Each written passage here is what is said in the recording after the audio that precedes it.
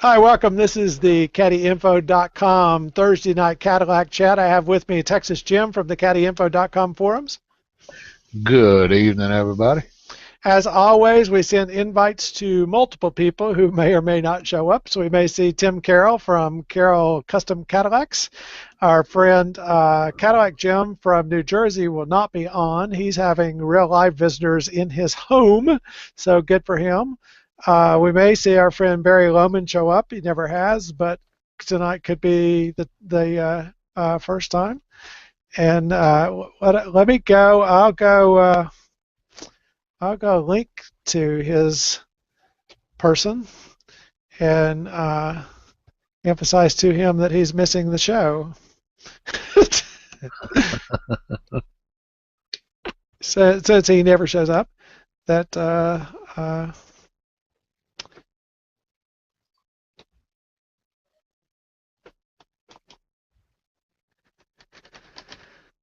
then we'll tweet that on Motorama so that people know that the show's going on right now. So, Jim, what's going on for you before we jump into our topics? Any Cadillac news for Texas Jim? Not that I can think of. I keep seeing more and more reviews about the 2014 CTS that, different reviewers ever. I haven't read a bad one yet. Yes. Some of them are a little more enthusiastic than others, but all of them praise it pretty highly. Now, I keep reminding myself that car is not different enough from my car to go buy one. In other words, I like it, but 420 horsepower. I've got a 490 or 500 horsepower engine. That one's several hundred pounds lighter. It's doing a little bit better, putting up better numbers, and I really love the twin turbo setup. And I can't wait to see what our tuning friends do with that twin turbo setup. And it gets a little better miles per gallon, but I think not enough differences. I still want to see the ATSV. Let me tell you the story about that black wagon I tried to get you to buy. Okay. So one of my colleagues came by and said he was looking at a CTSV wagon. He'd been looking for a C63, the Mercedes performance wagon. Right. He's got some dogs, doesn't have kids, but he's got some dogs, and he needs some kind of utility vehicle. But he was looking at the wagon, and I said, well, was it a black one? He said, and sure enough, is the one at Half-Fines, right? So, but they had only posted the exterior picture. So he said, for him to even think about it, he needed the sales guys to send him some interior pictures. So he asked them this, can you send over some interior pictures? And they didn't. They said, we may have a deal for it. We got somebody talking to it.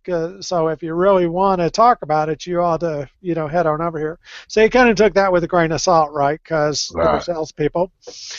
But he said, I can't really talk about it until I can see the inside of it.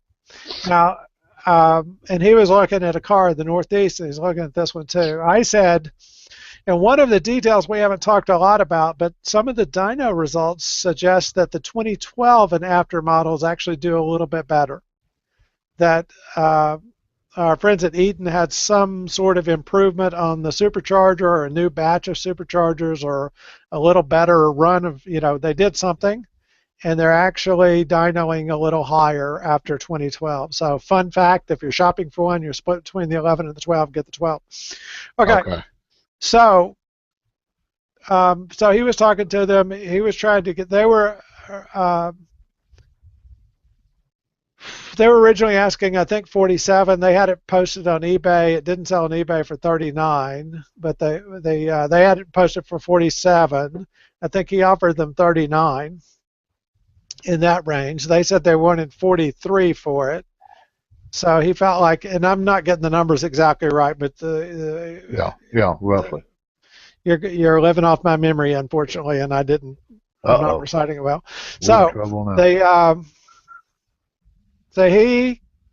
but he said, I can't actually make you a firm offer until I can see the rest of the car, right? Because they just posted the same pictures they had on that eBay ad.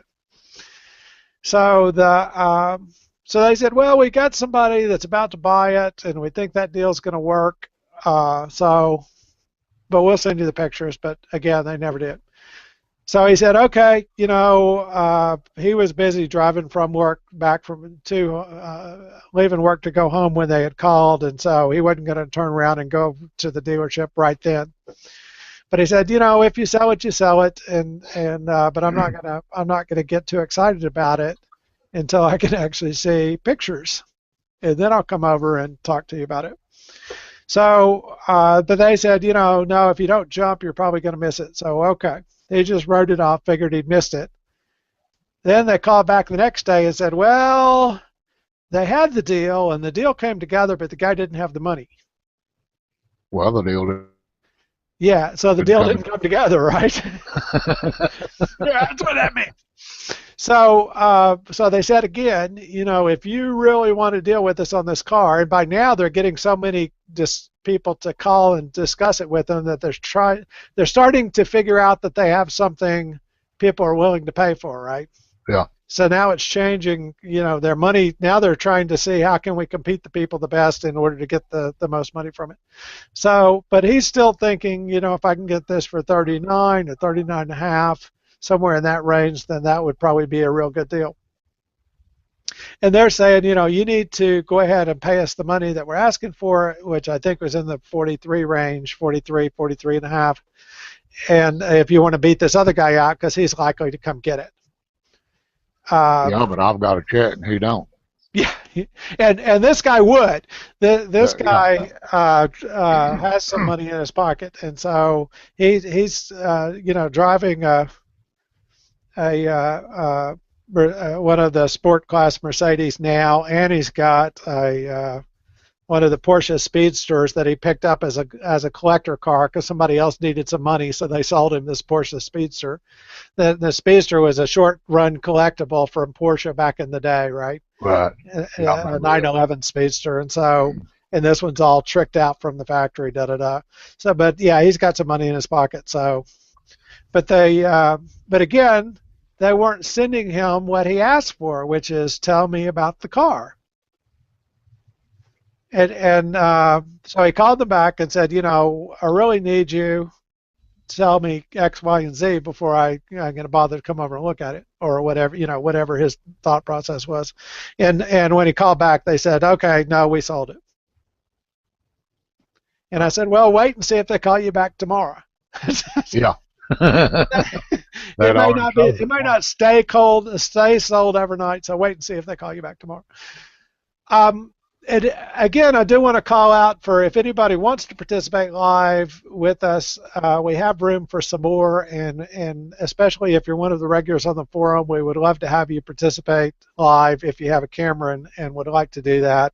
Of course, I send out standing invitations to our friend Barry Lohman and our new friend Tim Carroll and a few other people in case they're available and want to chat. Everybody, Tim, thank God, has been busy, and that's what you want when you're running, especially when he's just moved his shop and you're running a shop, then exactly what you want is to be too busy, right? Yep. And so we haven't even done our chat practice, unfortunately, but I'm hoping that he stays busy. He stays busy. Not too busy to get on and chat with us, but stays busy. Yeah, exactly so. Not too busy just to get on to chat with us, because I think this is another way to advertise his shop and to talk about his what he does. What he does. But I would like to see him participate and learn how to do. I think we've enjoyed Google Plus so much that I would like to see more people participate. Yeah, I think they would enjoy it. Yeah. But not everybody's got the camera, not everybody's got the da-da-da, or has figured out how do you do. I see our friend MJ said he was going to watch, so I sent him an invitation just in case he is set up to where he can participate. Now, what may happen on some of these, the people that we don't know well, What can happen is they participate, but then they don't. They're not actually here to participate or to talk about Cadillacs, in which case then we will drop them from the conversation and continue on with the discussion. So my friend thinks he missed the wagon again. When we were chatting about it, he actually wants with the Recaro seat option, which I would also. I was telling him that the Recaro seats are actually the only ones that are ventilated, so they're not air conditioned, but they are. They do have some air blowing through them, and so and they're heated, of course.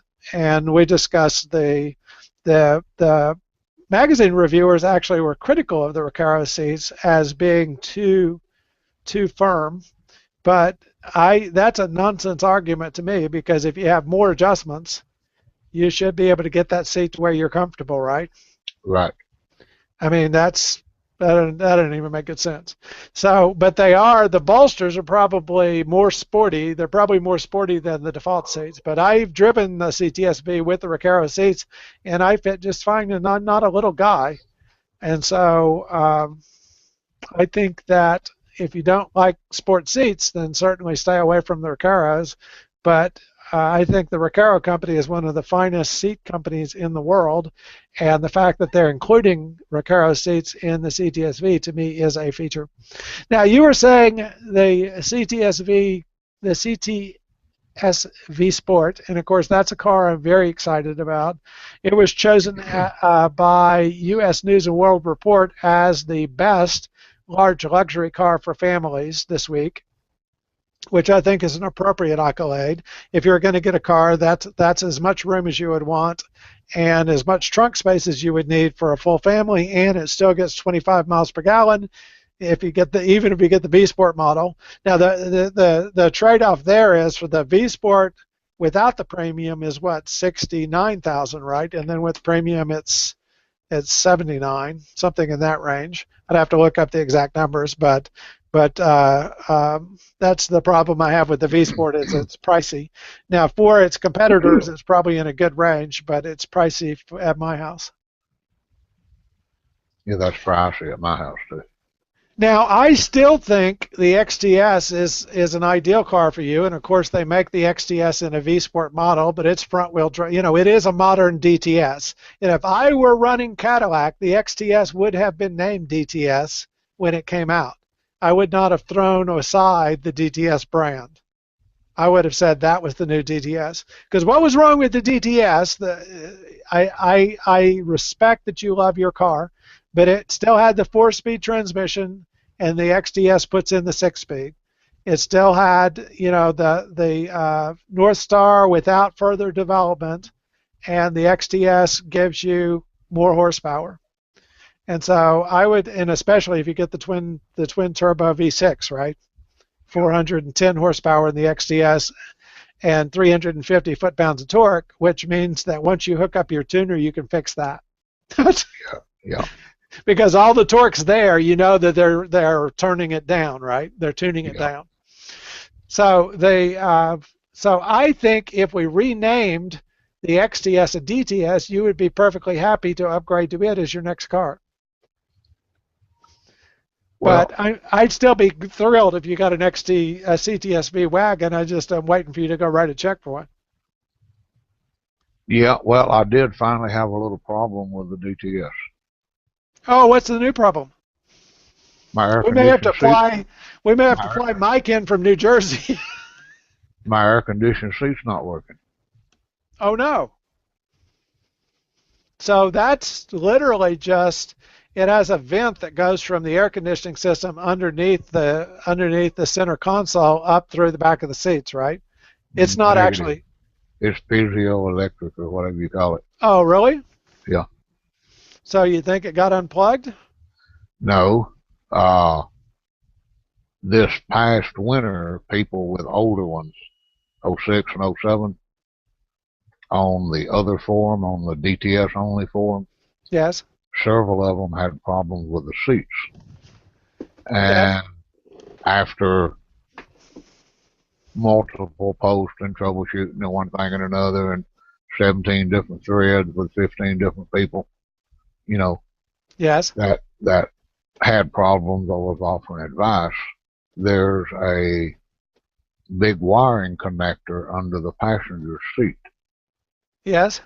and the heater and the air conditioning part of it both draw current through the same wire for Huh. the I don't know how to pronounce that piezoelectric thing. Yes. So I I'm think probably that's very close. Piezoelectric. okay. I figured I was mispronouncing that. And what it But does is it turns electricity into a hot side and a cold side of a piece of right, metal. And so if you put the cold side next to the seat, then it right. turns cold. Now the seat does have two fans in it, Yes. one in the bottom of the seat and one in the back of the seat. So you got to take the passenger seat out and replace this wiring bundle. Is that what you need to Uh, do? Actually, no. You take the passenger seat out and you redo that. Good. The control unit is still good. It melts the plug where it plugs in. Oh, I see. Well, Now, that could be dangerous then. if you take it to Cadillac, and a Yes. couple of people did, it was like $900 Well, because we don't want that. they replace the the control unit under the seat, and then they put a new plug-in harness on it, and Yes. that's like $900. But if you take the seat out and use your Dremel tool, and you see where it's melted, and you cut away the little melted pieces, of the plug-in, or you can get to the contacts, and you remove those contacts and put in larger contacts on the actual control unit, the male part, Yes. and then on the female part, that corner of the plug will also be melted. So So I'm expecting lots of pictures when you do this. so you cut it out, use a cutting wheel on the Dremel or Yes. Dremel or whatever you call it, Yes.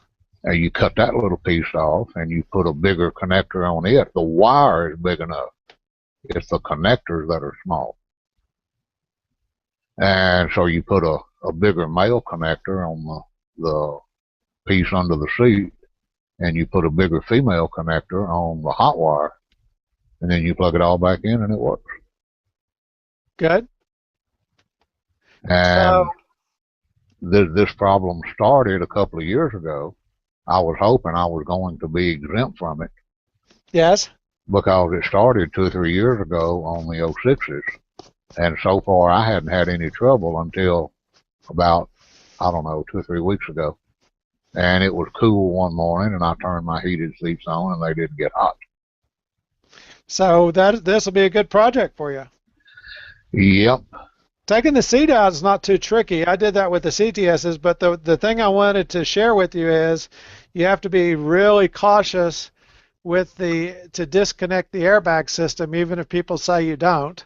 And the reason is you have an explosive device in the seatbelt for the seatbelt tensioner, and Right. that device is easy to fire with a short or static short. Right. And if you do that, it's expensive to replace, and it's got to go to the dealer to get reprogrammed. And Well, so working on the wiring, I would have the battery disconnected anyway. not enough. That what you want to do is pull the fuse for the airbag system and then disconnect the battery, I because always otherwise it discharge. can have enough I always discharge the capacitors when I pull the cable. that. I pull both Oh, cables good. and But and that then was what I discharge them. ran into with because I changed the seats in my CTS when I had it in order to get the memory seats, the heated memory seats, and that worked good. But I ran into this problem with the seat belt, and had to go back through the dealer in order to get that fresh, refreshened. But with that set aside, it's just a couple of bolts, and then the seats do this and do that and come right out, and then you ought to be able to reach this bundle and be happy. Right. Now it's a Take a shame you couple have to hours. fiddle with it. Take a Yeah, couple hours fiddling with it. it would take a couple hours if it went well, so it'll take all day. Yeah. And Take I've a couple never. hours, go take a nap, come back to it, Yeah. and should be okay. Yeah. Or Get get your the son to seat out. get your Get the son to seat spend the out. day with you, right? Get the seat out. Get it apart. Yeah. You know, and then go eat lunch. You know, Yeah, that's what I would do. I would start, settle. I'd probably start the night before. I would plan to do it Saturday morning, and I would get so excited about that that I'd start on Friday night and get the seat out Friday night so I could go out first thing Saturday morning with the light and work on the wiring. Right. That's probably what I'd end up doing. I'll probably have to do it Sunday. My son's running he works for GM Financial, Yes, and I can't say too much, but good, they're writing some new programs, good. and they're in their testing phase, getting ready to start rolling stuff out. So they've got him working 6 days a week. Now, uh, I posted a news thing from GM about their reopening a specific building for their performance and racing center. Yeah, And I so saw that. That's neat. that's exciting because I was, the last GM had a performance division before the bankruptcy that produced the STSVs and the special editions of the Camaros and so on. And so I'm glad to see that group come back together. That and hopefully they will help us get even more exciting V Series products. That would be nice. I still Oh, think they should offer the did wrap you from the race cars. did you post that story about Yep. Hennessy and the V Sport, CTS V Sport? I posted an initial dyno where they were out at the track and we're running it on the track to see. I haven't seen their follow up where we're actually tuning it yet. Well, they're not done with it, Yeah. but they're already offering a package. Oh It's well, good. called it's called the V500 or something like that, Good. which is 500 horse. Kept from 420 up to 500. So Yep. I would wait and see there's 600. This is what I was telling my friend is it's easy to take a CTSV and modify it up to, any of the local hot rod shops, LG Motorsports or any of the local places would be happy to have you help you with that. Um, MJ asked a question, how do you like your new ATS and how's the next generation heads-up display compared with the older one, the STSV? Uh, Now, the ATS is my wife's car, so I get limited seat time with the ATS, but the goal of the ATS was to not buy another Prius, so goal accomplished. I actually love driving the ATS. To me, it's like driving a go-kart compared with driving my STSV, and by that I mean it's very light. You can see it has a short hood. You can see close to the road in front of you. It has terrific cornering capability. It does not have as much pickup, of course, as the 2-liter turbo doesn't have as much power as the 4.4-liter V8 with a supercharger that's in my STSV, but it has good power. Now, we have not added a tune to that engine. That engine is the LTG 2-liter turbo. And it actually comes in this format. It was 272 horsepower and 260 pound-feet of torque. Now with a tune, it probably would hit 300 to 320 horsepower and 295 pound-feet of torque, which the 2015, when they're using that in the new CTS, it actually is tuned for 295 pound-feet instead of 260. But we knew the previous GM tune for the LNF engines that were in the Kappa cars, the Sky and the Solstice, they were getting that engine with the GM tune up to around 300 horsepower, covered under warranty. You could go into the dealer that would retune your GXP or your Solstice Red line to 300 horsepower. So I'm expecting even bigger tunes for the LTG once people get more experience with them.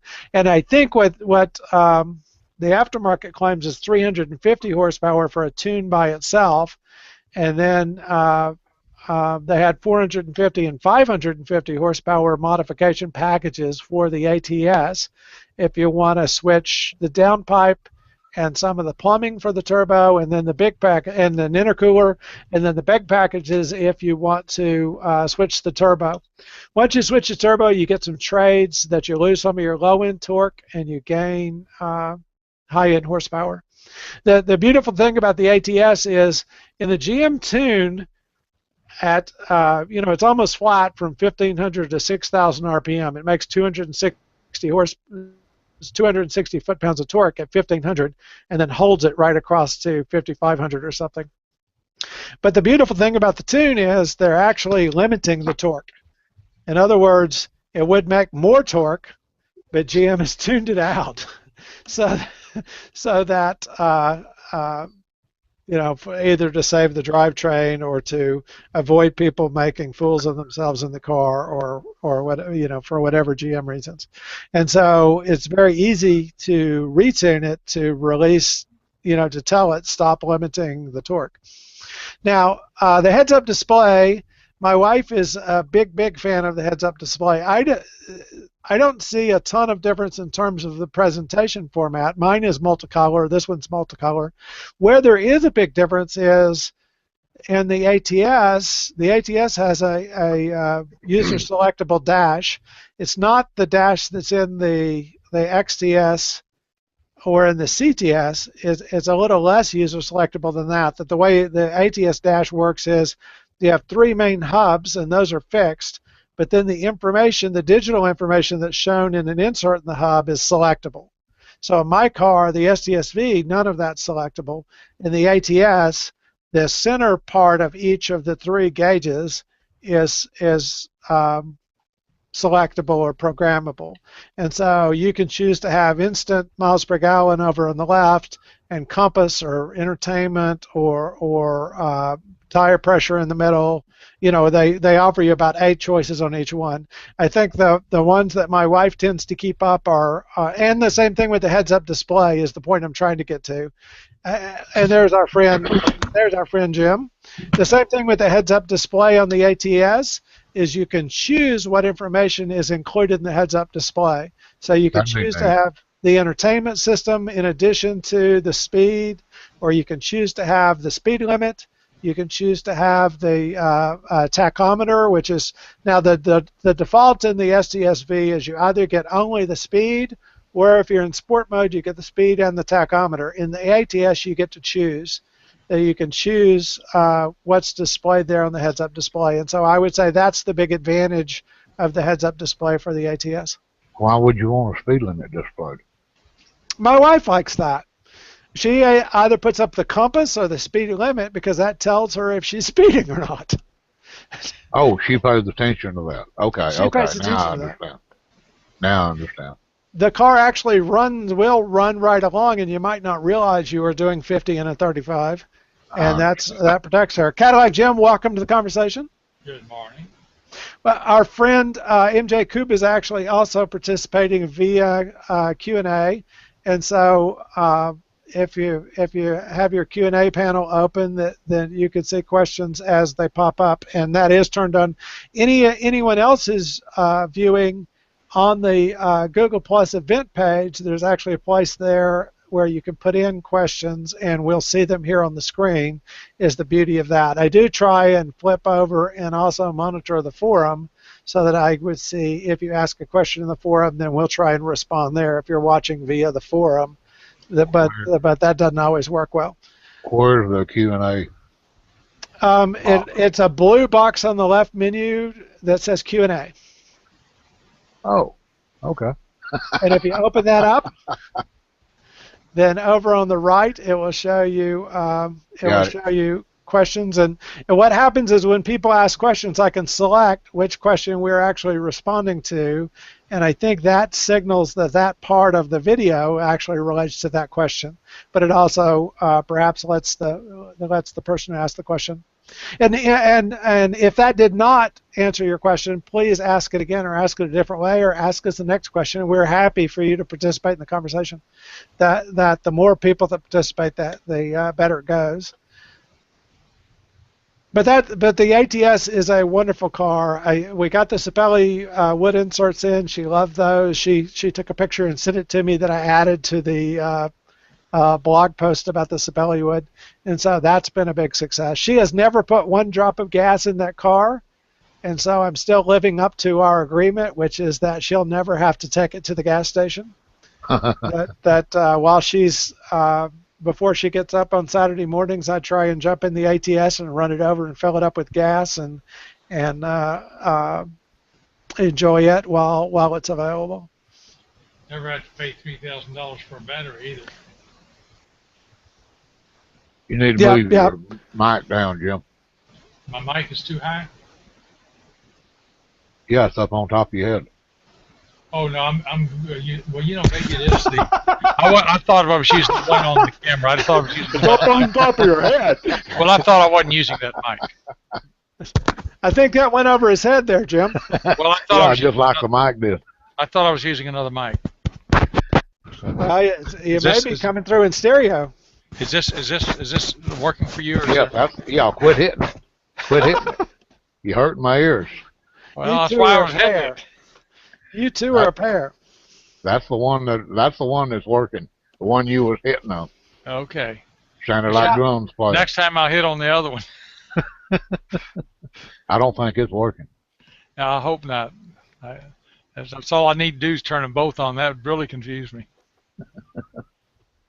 I was amused because my new friend Troy from Tennessee called to talk about Dukes. He called the home line. And of course, it's not that tricky to figure out. We've been living here 25 years. So it's not all that tricky to figure out what our home line is. We don't always answer the home line. That I usually depend on my pocket cell, which is not published everywhere in the world, for actual telephone calls. But in this case, the voice recognition said it was a call from Tennessee, and I thought it might be my sister because they're having weather out there. But it was a gentleman who's been restoring a Duke Roadster from a kit out there, and he sent me pictures, and I posted them to the forum this evening. So if you want to see another Duke in progress, he got it in kit form when he bought it, and he may be that fellow that bought the kit that we saw floating around. No, he said he got it 3 years ago. So there was a kit I saw floating around recently, but his kit unfortunately didn't have all the parts, but he's been fabbing parts as he goes in order to make up any parts that he didn't find in the kit. So he's actually made the doors from scratch and added them into his car. He has the wire wheels, the 4-lug wire wheels, and he has another set of wheels. He doesn't have tires on his wire wheels right now, so the pictures show the other set of wheels. But they look darn good. That if you pick up his pictures, I may go that way with a solid chrome wheel after I saw those. If I can't figure out the wire wheels, then I may stick with what he's done there, because I think that looks pretty darn. I thought it wouldn't look period correct, but it looks pretty darn good. But he doesn't have 6 wheels; he's got 4 wheels, and so he's got to go work that out. You can see his side mount spares are mounted with no wheels on them. And he was asking about how the side mount works, which is maybe why they don't have wheels on them yet. So after my car comes back home, then I'm going to take one of mine apart, and then I'll send him some more info. But I did send him a manual, and so hopefully he'll get that and find that helpful.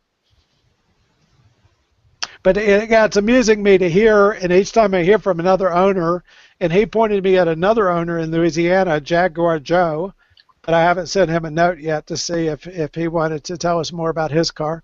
But every time I run into another one and see what they're doing with it, it amuses me. So, Cadillac Jim, any Cadillac news this week from you? Well, no. I have been thinking about something I heard from an STSV that running in the sport mode improves the gas mileage. There are times when I run in the sport mode, both suspension and tranny. I rarely do one or the other.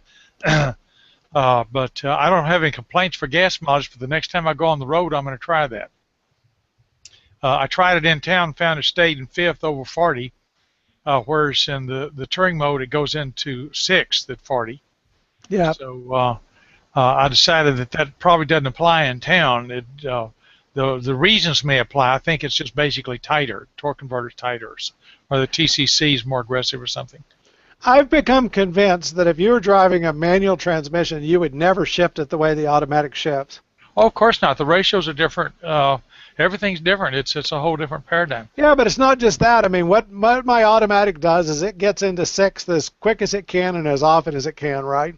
Right, And but it can so also downshift 1 or 2, 3 gears. and that's what you would do if you're shifting too. But if you were driving the car as a standard, you would downshift to lower the RPM, but you wouldn't put it in sixth gear. And if you were in town, you would drive around in third or fourth, and the car would seem terrifically more responsive and more uh, fun to drive. I'd put it in the highest gear that kept it off idle. Yeah, if I had a manual, I always And did no that. lower than that. And as soon as you needed to accelerate, you would change gears and then hit the gas, right?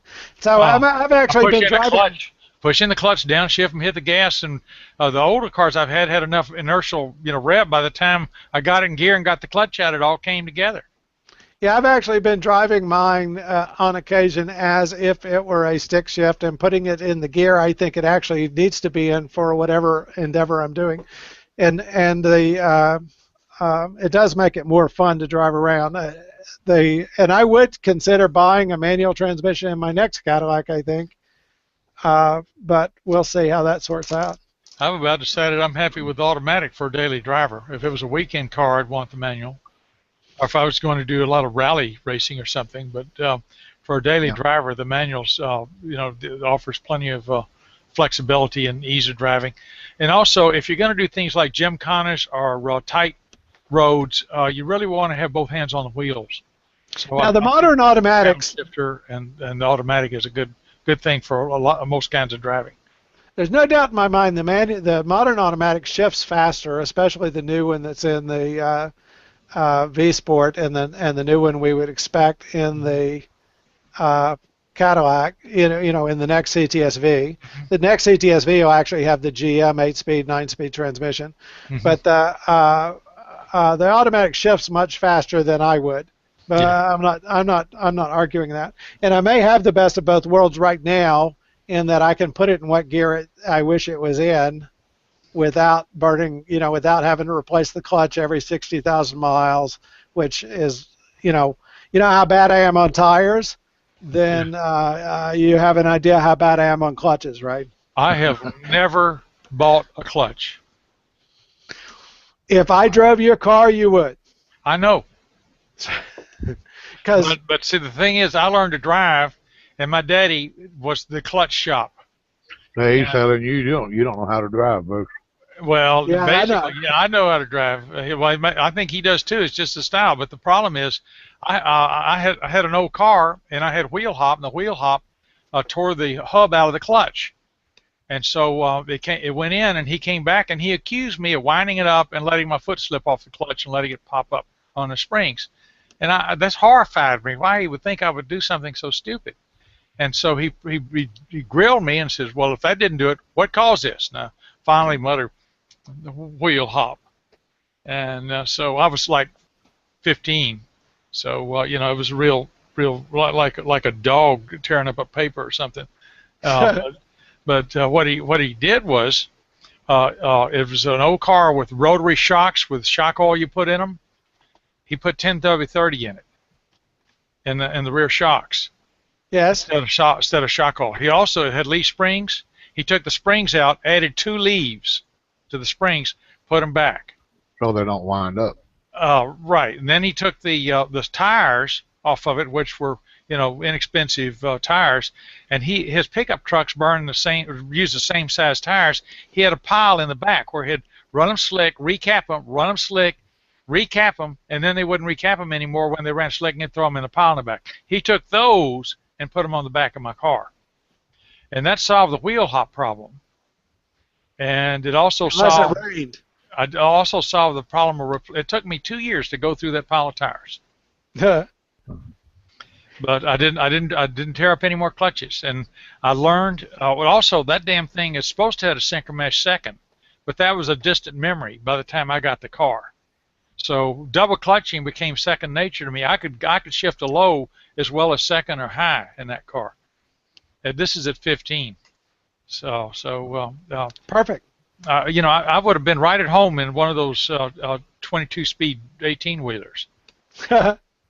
Now the story that Troy from Tennessee with the Duke Kid out there told would have sounded more correct to you than my experience has been, because he said when he needed to figure out springs to go in the back of his Duke, he went over to a spring shop. He told the guy what he needed. 4 hours later, the guy had made a spring for him and fitted it, put it together with some other springs and fitted his car out for it. Yeah, my dad did stuff like that all the time. Yeah.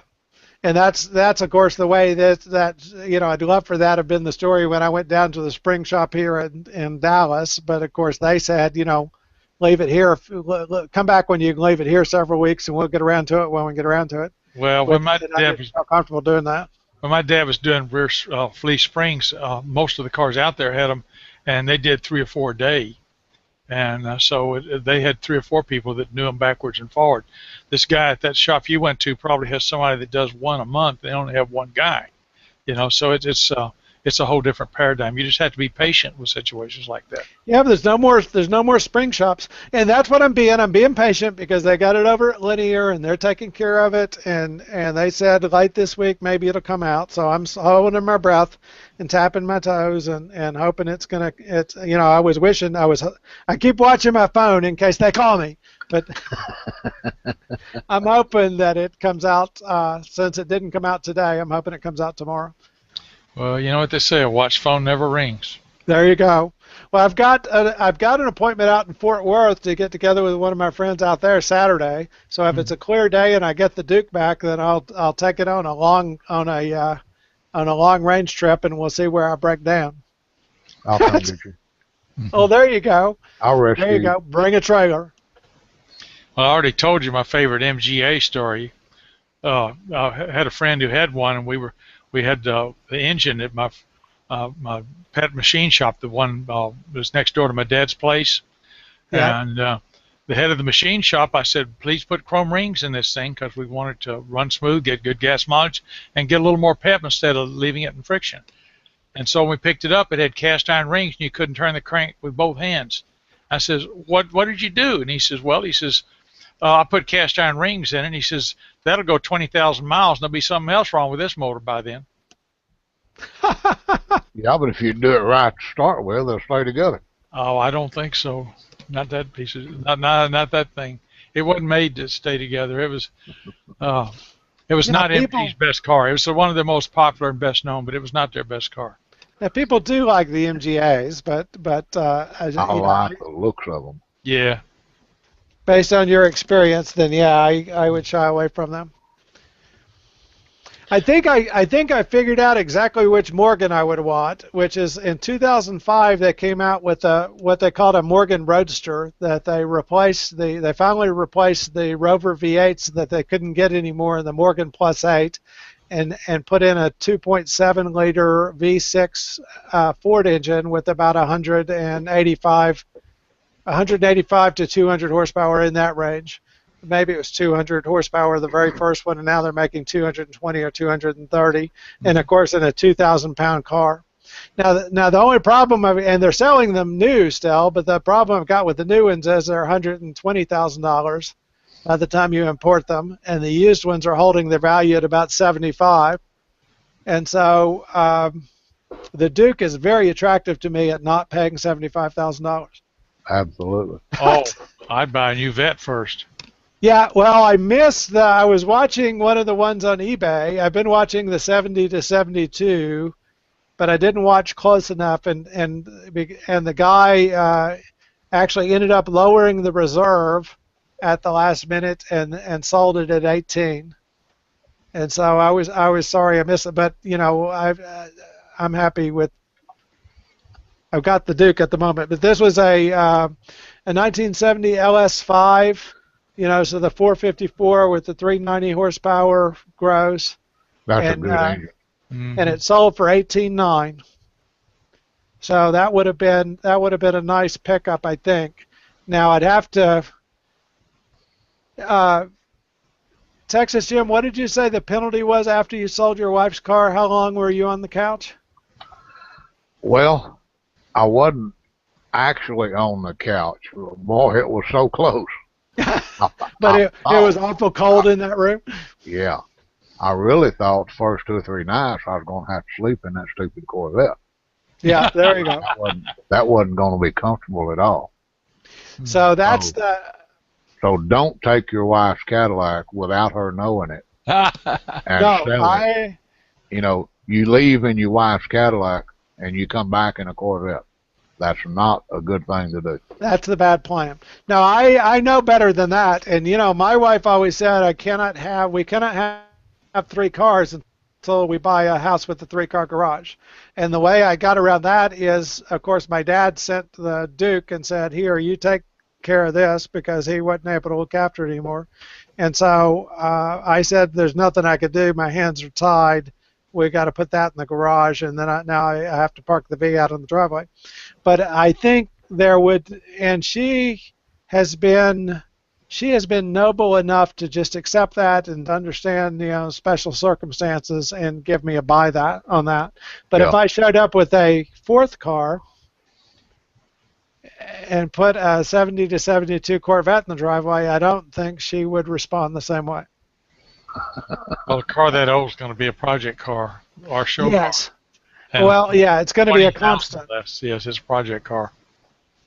And it's going to be a constant in learning things that I'm not familiar with. And so, yeah, I think I'm much better with the project I've got than start over, than write a check and start over with another project. Mm. Yeah, not until you sell that one, and your phase is away from even thinking that way. Yeah. Well, no, I've got to get in that situation Texas Jim gets in where people come up to him on the street and offer him more money than the car's worth, and then he has to sell it. That's the way you've lost half your cars, isn't it, Jim? Yes, sir. Yes, sir. I had people come up to me on the street and try to buy that 427 Chevrolet with time after time after time. They'd offer twice Blue Book. I just didn't sell it. Well, and I have had people ask me how much would I sell the Duke for, and I said, no, it's got sentimental value, but I probably need to figure out what's that number. Yeah. And right now it's $57,000 because I think that's what I missed that Morgan for. So actually, I think it didn't hit the reserve at 57. So the story there is much worse. Yeah. So. And we have some other things I need to be doing with money at the moment. So, and we just got the Cadillac, so I'm probably carred out for this year.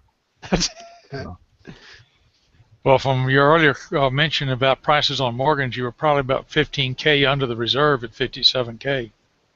I mean, you said that's what I think. You can go to their website, and they're offering it they were asking 72, and they marked that down to 67.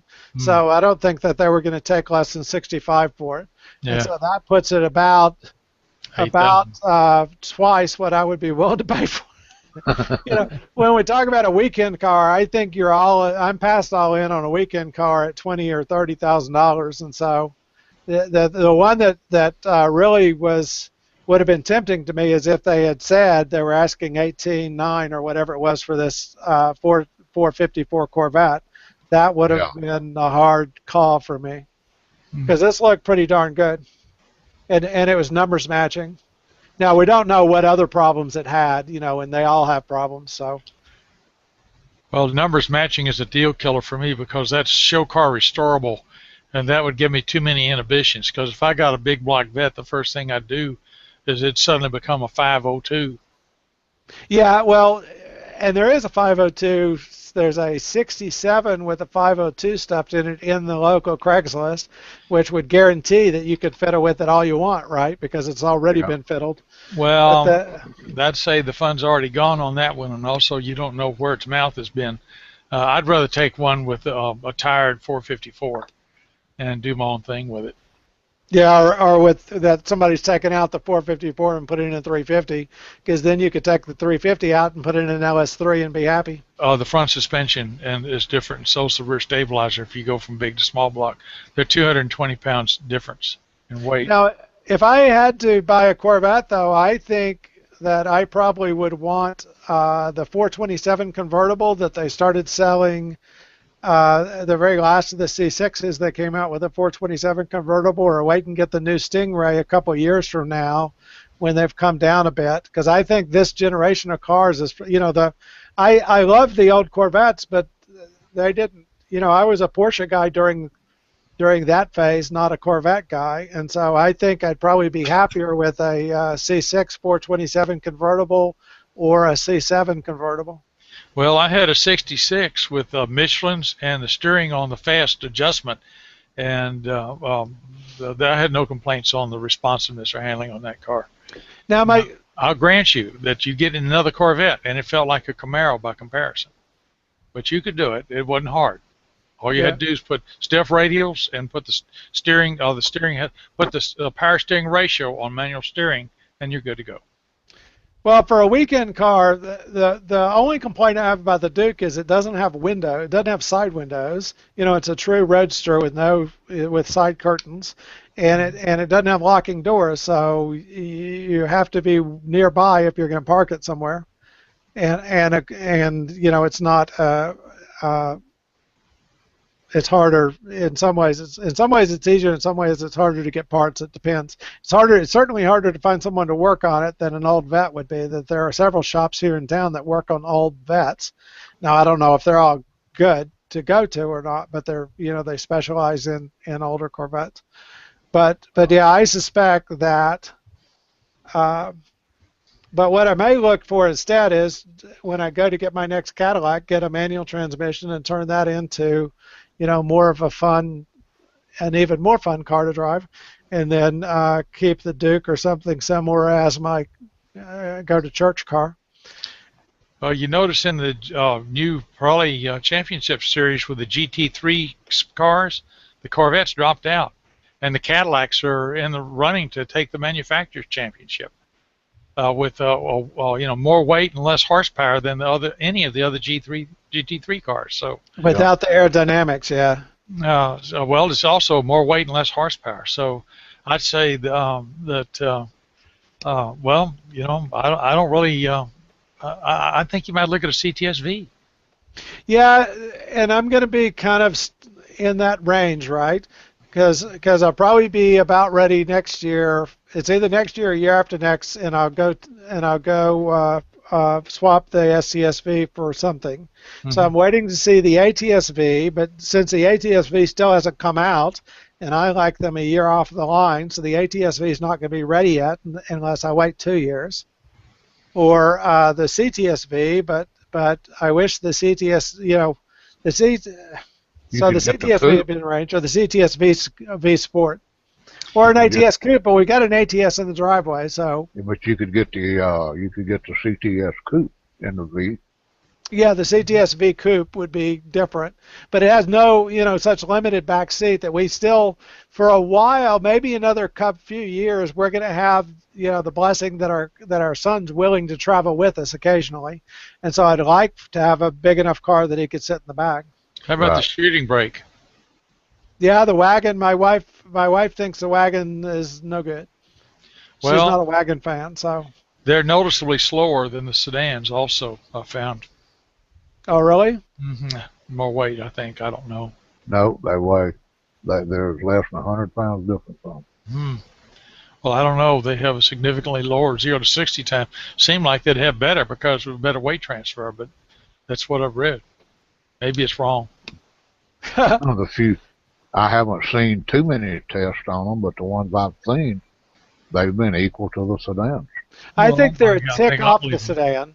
I think they're a tick off the sedan, but they're right in there. They're within the variance that you see from test to test on the sedans. Right.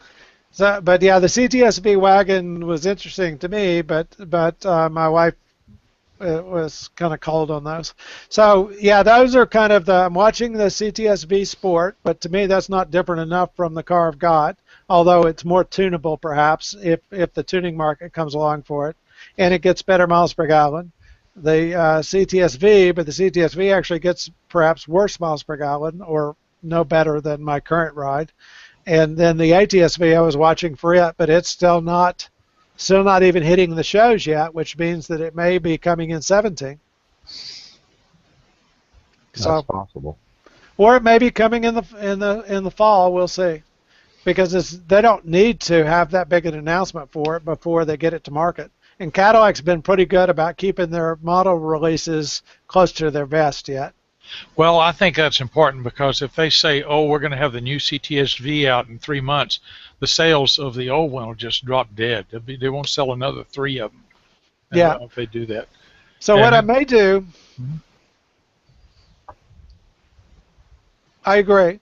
What I may do then is wait 2 years. I've got right at 60,000 miles on mine, so in 2 years it would be at 90,000, and then look at going to, if they can get the CTSV and the ATSV out this year, then I can figure out which one I want 2 years from now, and that would just fit.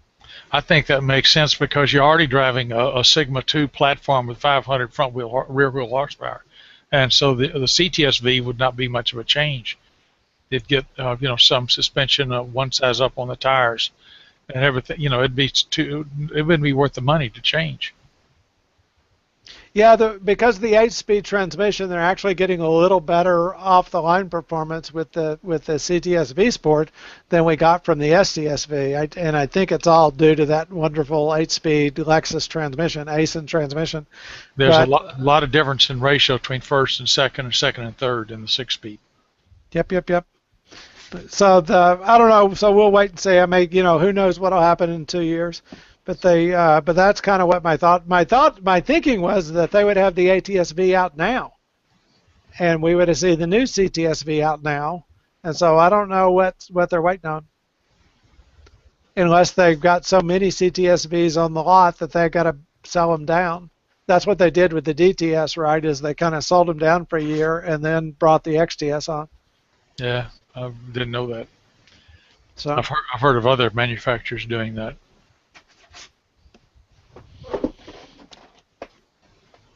Yeah, I'm in charge of the dog door coming and going. Unfortunately. So, any other topics we ought to address before we wrap up? Well, I just brought up what I noticed on the Pirelli series, that Cadillac's winning the points battle for manufacturers championship, and they don't have a G33 spec car. Everybody else is either gone to another class or gone home. And that amazed me. We see no Corvettes. The Vipers are running a class down. So I guess that's all. Well, that's the only thing I would have brought up other than what we've been talking about. And I'm very interested in the heads-up display and the other things in the ATS. Sorry I came in late. Now, do you think the new CTSV will make that much difference in the racing series, or do you see that as kind of oxnecked? I think it'll make a dramatic difference because it's lighter. And, yeah, but it's a weight-controlled class, right? I mean, the current cars are homologulated at a certain weight. They're over the weight. Okay. And also, it's another generation of chassis. This car's been out since, what, 2009? Yeah, these are 4-year-old cars. Yeah, it's a whole new generation. Yeah, I think it'll make a difference. They keep refreshing them and rebuilding them, but yeah, the ones they're racing are 4-year-old models, I think. Yeah. So, yeah, I think that we'll see a new generation coupe with a new generation chassis, suspension, and motor. I mean, they're still running the LS. They'll be running an LT next year.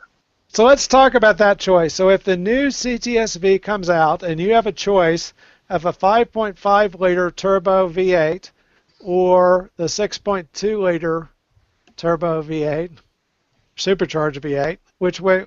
So let's say it that way. So you got that flex. Would you rather have the 5.5-liter turbo V8, or would you rather have the 6.2-liter supercharged V8 if the LT4 ends up with a supercharger again? You go first, Texas Jim. With everything else being equal, same transmission. We don't know what the power output's going to be, but yeah, the LT4 we think is going to come in at 700 horsepower. The 5.5-liter in the show cars did, I think, 500 horsepower. So that must mean the 5.5-liter turbo is not going in the V. It's going to go as the premium motor in the Omega. So in the LTS, when the LTS comes, it's going to get that 5.5-liter turbo with 550 horsepower. So I guess there's your choices. Would you rather have a big car? Would you rather have the big car, the LTS, with a twin-turbo 5.5-liter V8, or would you rather have the smoking hot next-generation CTSV with a supercharged 7-liter LT4 engine? with 600 LT4. horsepower. LT4. But you're going to miss the big car. You'd have more room to put your wife's stuff in. Well, I'd get the wagon. They're not going to have a wagon. You're going to have to get an ATS wagon. You're missing the very last. No, I'm not going that small. The I'm largest not going that Cadillac small. wagons to ever be made from here on out is the current generation. The CTS-V wagon is going to be the largest Cadillac wagon you'll see. Well, there's SRX, but they don't have a V Sport or a V, do they? I don't want SRX. Yeah. I don't like them. No, it's front-wheel drive or all-wheel drive, but they don't offer a sport model. Now, it is possible that when the new Omega's been out a few years, you may see some aftermarket coaches offer that as a wagon or offer that as a flower car and so on, like they do with other big cars. But that's going to be an expensive car to out of the gate, right? I bet it's $90,000. Yeah, custom body. Without options. Well, I've had a year now with a world-class suspension and a street car, and I'll never give it up. I would take the CTS-V with a 6.2. Even over I thought you guys would be LTS guys, that you'd want the big Cadillac. No, I don't want the big car. I want the handling and the suspension. You want the sports car. I want the sports car. The price point of that LTS is just going to put it totally out of the ballpark for me. Yeah, you're going to have to wait a year. All four. The price point of my car, the car I'm driving now, would have put it out of the ballpark for me. I wouldn't have paid $75,000 for it just because that's too close to how much a house cost in my book. Yeah. But I waited 3 years and got it that way. And waited until it came down enough. And so I waited 4 years. I waited 4 years.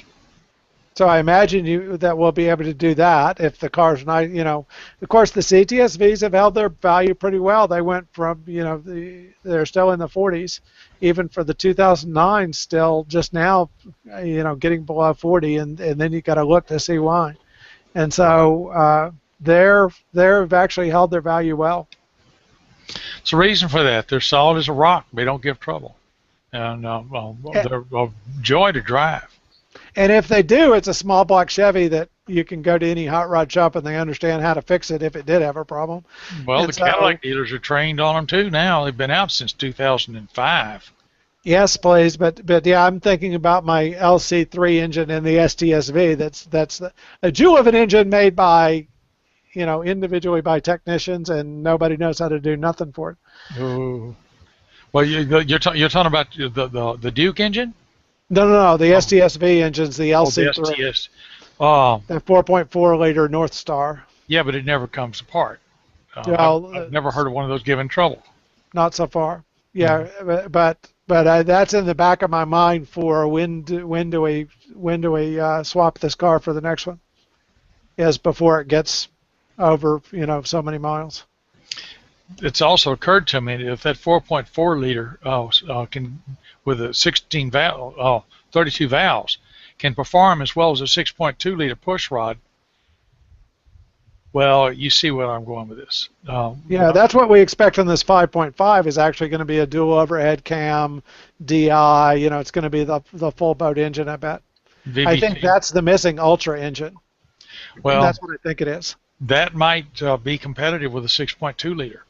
Even with the twin turbo instead of the supercharger. So we'll just have to see. I think they're reserving that for the new big car, and that's what they're going to bring out with it to say, and that's what they showed in the show car, is they said, when they brought the El Mirage out that had the 5.5 liter V8 that we'd never heard of.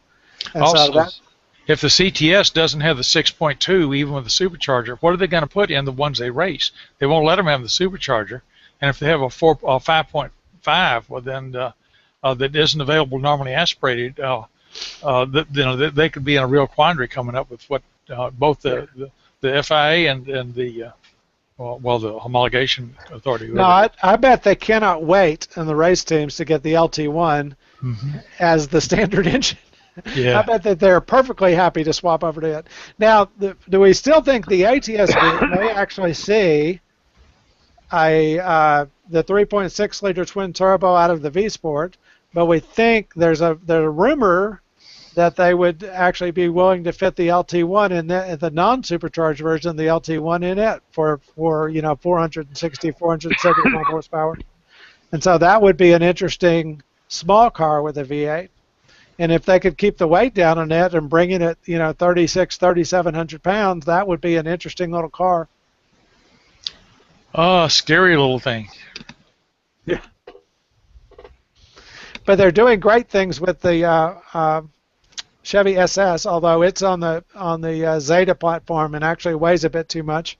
But if they do a next gen of it, and we still haven't heard we've seen one model of the Camaro on the new Sigma 2 chassis, but we haven't. I'm sorry, on the new Alpha chassis, but I'm still holding my breath to see the ATSV when it comes out.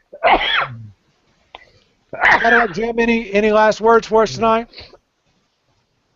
No, I'm done. Sorry, I came in late. Thanks for joining us in progress, and I hope your house guest had a nice visit. Texas Jim, sorry you got a cough, but any last words for us tonight?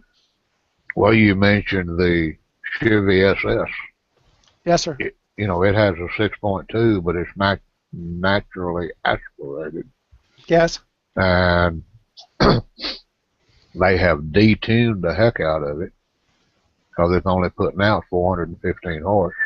But that's what you want, because then it's easy to retune to how much horsepower you want, right? So some of the guys with the Chevy and GMC pickups that have the 6.2, they're easily getting 500, 5.25. But Hennessy's offers turbos and superchargers on that same motor in that car, up to 1,000 horsepower. They offered it right. 5, 7, 8, and 1,000 horsepower. Well, now the one with 1,000 horsepower, they pull it out and put a 427 in it. Oh, did they? Yep. The other 7? Yeah, I think so. Mm-hmm. Guys, I'm going to hit stop broadcast. If you're watching along with us, thank you for watching.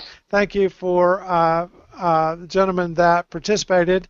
With questions and answers, we're always glad to see question and answers. Thank you to my regulars, Cadillac Jim and Texas Jim. I'm going to hit stop broadcast. Hold on, guys, and we'll chat for just a moment after the broadcast. This is CaddyInfo.com, CADDYINFO, where we have a Cadillac enthusiast website where Cadillac's our own topic, and we would love to have you come participate in the forums. Join us there at CaddyInfo.com.